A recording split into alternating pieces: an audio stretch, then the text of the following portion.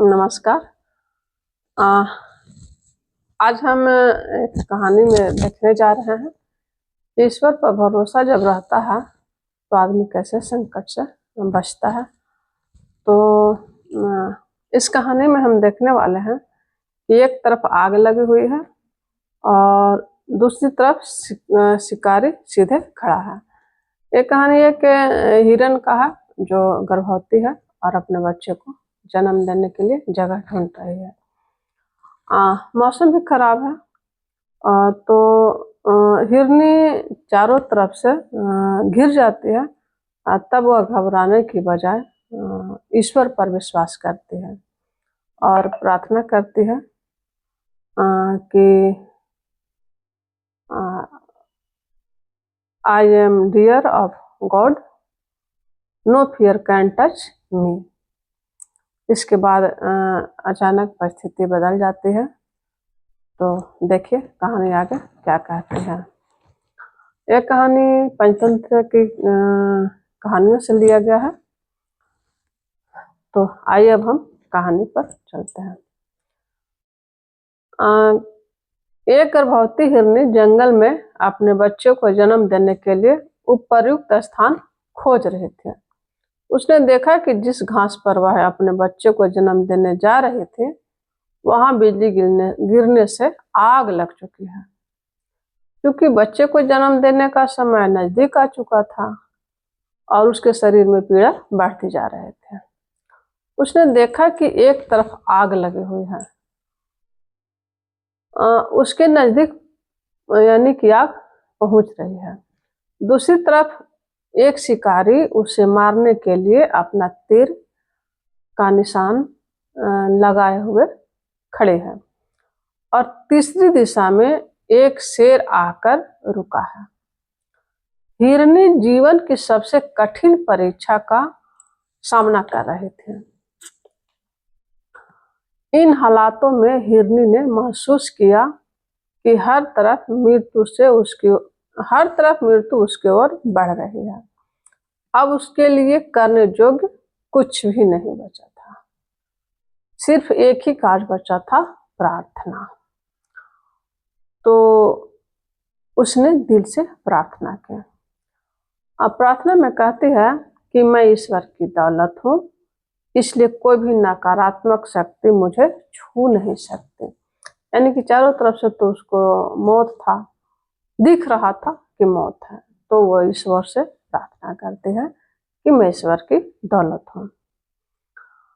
इतने में प्रार्थना का असर होता है, एक चमत्कार होता है और उतने में बिजली गिरी और सब कुछ चमत्कारिक रूप से बदल गया।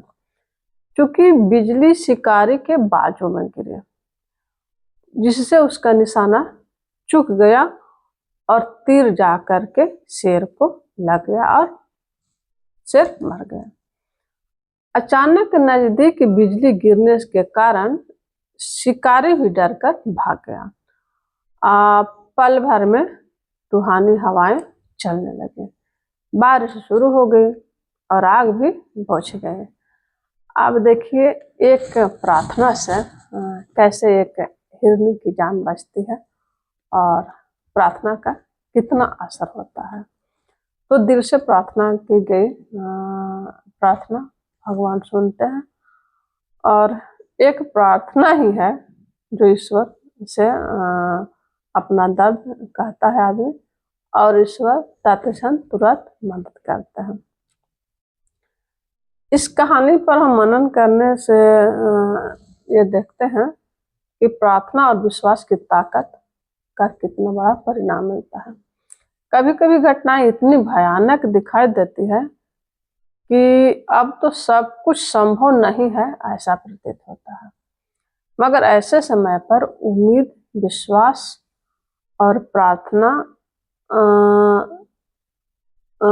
द्वारा कुदरत के साथ ट्यूनिंग बनाए रखने की जरूरत होती है। ये सब महत्वपूर्ण है। जब हम उम्मीद नहीं खोते और आखिरी क्षण तक प्रार्थना करते रहते हैं तब चमत्कार होता है। अर्थात कुदरत आश्चर्यजनक तरीके से हमारी सहायता करती है। असल में भक्ति की शक्ति से हम अंतिम पल तक विश्वास बरकरार रख सकते हैं। जब करने योग्य कोई कर्म नहीं बचता, तब आंतरिक कर्म करना महत्वपूर्ण साबित होता है। देखा जाए तो इंसान को बाहरी कर्म के साथ साथ अपना सही उपस्थिति और प्रार्थना द्वारा कुदरत के साथ तालमेल बनाकर रखना आवश्यक होता है। यही उसका आंतरिक और संपूर्ण कर्म है। कुदरत के साथ ट्यूनिंग होते ही बाहर सब कुछ अपने आप सुलझने लगता है। इसी आश्चर्य के शब्दों का बयां किया गया है, ईश्वर पर भरोसा, अपने आप पर भरोसा। यानी तात्पर्य यह है कि भक्ति की शक्ति से अंतिम क्षण तक विश्वास बरकरार रखना चाहिए, ताकि हम हर हाल में कुदरत के साथ ट्यूनिंग बनाकर सब कुछ सहजता से सुलझाते हुए देख पाएं। जब हम अपने कर्म और विश्वास को सही दिशा में चलते हैं, तो प्रकृति और अदृश्य शक्तियां हमारी मदद करती हैं। विश्वास और आस्था कठिन समय में मार्गदर्शन प्रदान करते हैं। कभी कभी जीवन में कठिन हालात आते हैं, लेकिन हम उम्मीद और साहस बनाए रखते हैं, तो हर समस्या का समाधान निकल जाता है। कहानी बहुत छोटा है, लेकिन इसका रहस्य बहुत बढ़िया है। अब आप लोग कमेंट में ये दर्शाइए, कमेंट कीजिए कि अगर मनुष्य को इस तरह की समस्या आ जाए तो क्या करना चाहिए। धन्यवाद।